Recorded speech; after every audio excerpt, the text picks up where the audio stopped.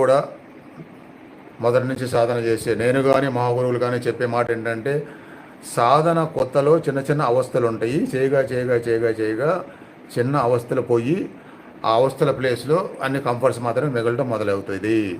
దీన్ని కూడా మనసులో పెట్టుకొని సాధనకు ఎట్టి పరిస్థితుల్లో దూరం అవ్వకుండా చూసుకోండి.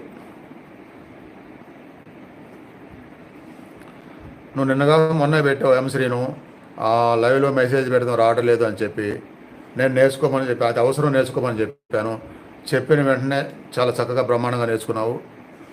ఇమీడియట్గా నువ్వు చెప్పదలుచుకున్న మొత్తం స్పెల్లింగ్స్ మిస్టేక్స్ కూడా లేకుండా ఆల్మోస్ట్ తెలుగులో అది కూడా పెట్టగలుగుతున్నావు కాబట్టి బాగా నేర్చుకున్నావు.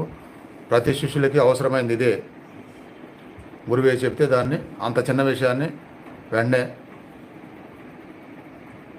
చేయడం మొదలుపెట్టాలి. చిన్న విషయాన్ని